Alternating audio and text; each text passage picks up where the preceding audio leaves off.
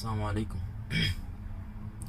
আমাদের নতুন তরুণ প্রজন্মরা প্রায় দেখি নতুন নতুন নতুন সংগঠন খোলে, নতুন নতুন নতুনভাবে তারা সমাজের কল্যাণে অনেক কিছুই ইয়ে করে আর কি, আপনাদের গরিবদের জন্য উপস্থাপনা করে। তো আমি একটা কথা কি, প্রায় প্রায় সংগঠনই প্রবাসীদের টাকায় চলে, আছে, অনেক অনেক সংগঠন আছে। তো আমার কথা হচ্ছে, সংগঠনগুলা যদি এই যে আমাদের প্রবাসীদের থেকে টাকা বলে, টাকা লাগবে আমাদের সংগঠনের জন্য, এই হয়েছে সে হয়েছে, তো আমরা প্রবাসীরা কোনো কিছু না ভেবেই তাদের সংগঠনের জন্য যতটুকু সম্ভব আল্লাহ আমগরে যতটুকু তৌফিক দিছে আমরা অনেককেই দিই। সব জায়গায় হয়তো বা দেওয়া সম্ভব হয় না, কিছু কিছু জায়গায়। তো আমার কথা হচ্ছে, সংগঠনের যে অ্যাডমিন বা যাদের মানে সংগঠনটা পরিচালনার কথা, তাদেরকে এইভাবে কোনো সংগঠন বা আপনি ধরেন একটা মাদ্রাসা, কোনো কিছুই নেই, হুটহাট করে আপনি 15-20 জন পোলাপাইন দিয়ে একটা মাদ্রাসা চালু করে আপনি অনলাইনে দেখাইতেছেন আপনার পোলাপাইনের এটা করতেছেন ওইটা করতেছেন। যেমন ধরেন মিল্টন সমাদ্দারের মতো একজন লোক, সে ধরেন যাই করতেছে সেও কিন্তু করছে, তার অ্যাকাউন্টে কি অনেক অনেক টাকা আসছে, অনেক অনেক ভাবে। আমাদের অনেক প্রবাসী আছে এইরকম নাম্বার দিয়ে দিলে টাকা দিয়ে দেয়, কিন্তু টাকা দেওয়ার পরে আমরা তো আর ভালো মন্দ জানি না, তারা একটু ইমোশনাল, এই যে ছবি টবি উঠাই এইগুলা ইয়ে করে ফেসবুকে দিয়ে দেয় বা সোশ্যাল মিডিয়াতে দিলে আমরা মোটামুটি অনুপ্রাণিত হয়ে আমরা কিছু টাকা যা পারি আমাদের সাধ্যমতো দিই। কিন্তু দেশের আইন শৃঙ্খলা বাহিনীর একটা এখানে করণীয় আছে, যেটা হচ্ছে এখানে এই সংগঠনগুলোর একটা সার্টিফিকেট বা একটা অনুমোদন দেওয়া উচিত। কারণ হচ্ছে এই সংগঠনগুলো হয়তো বা দেখা গেছে এরকম অনেক সংগঠন আছে প্রবাসীদের টাকা হাতিয়ে নেওয়ার জন্য এইসব সংগঠন খোলা হয়। তো অনেকগুলা খোলা হয় আর কি।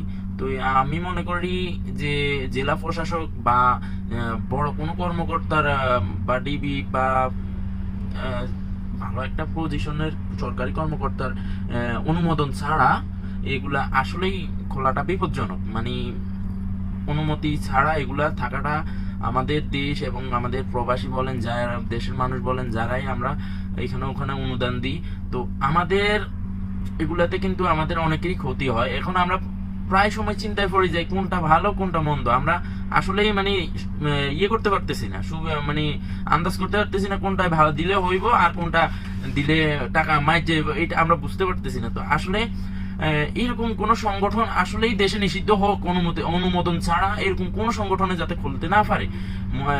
আপনি বলেন মাদ্রাসা বলেন বা বেসরকারি স্কুল বলেন, বৃদ্ধাশ্রম বলেন, যাই বলেন, আমার মনে হয় এটার একটা অনুমোদনের দরকার। অনুমোদন ছাড়া এগুলা খুললে আসলেই সঠিক যেগুলা থাকে এগুলাই বিপজ্জনক, বিপদে পড়ে যায় আর কি। যারা আসলে মানে মনে কোনো হারামি না রাখি এগুলা করে, তারা কিন্তু ওই যে সোরা সংগঠনের কারণে বিপদে পড়ে যায়। তো আমি মনে করি, আমার দিক থেকে আশা করি যে এই সংগঠনগুলোর পর্যবেক্ষণের দরকার এবং কি একটা সরকারি একটা অনুমোদনের দরকার। অনুমোদনহীন এভাবে কোনো সংগঠন আসলে খুলতে দেওয়া উচিত না। কারণ দেশে প্রতারকের অভাব নাই, অনেক বিভিন্ন খাতে প্রতারক আছে, আপনাকে ইমোশনাল ব্ল্যাকমেইল করে অনেক অনেক ভাবে টাকা খাওয়ার মতো অনেক অনেক লোক আছে। তো আপনাকে আমি মানে আমার দিক থেকে আমি বলি এটার একটা মনিটাইজেশন করা প্রয়োজন।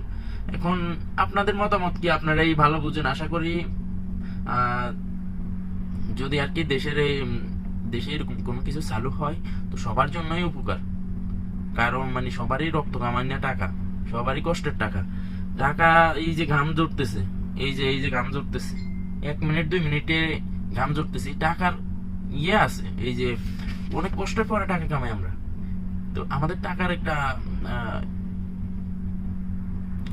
একটা প্রতিদানের দরকার আছে, যে আসলে কোথায় যায় আমাদের জানার দরকার। যে আমাদের টাকা যদি হয়তোবা আমার থেকেও ভালো ভালো প্রবাসীরা ভালো অবস্থানে থাকে, তারা প্রচুর টাকা দেয়, অনুদান প্রচুর দেয়, কিন্তু এখন নাম প্রকাশ করে না, চিন্তা করে দিই হয়তোবা উপকারে আসবে। কিন্তু অনেক তো চোর বাটপাড়ার তো অভাব নাই। আসলে অনুমোদন গুলা আসলে এগুলার অনুমোদন প্রয়োজন, খুবই প্রয়োজন। ঠিক আছে।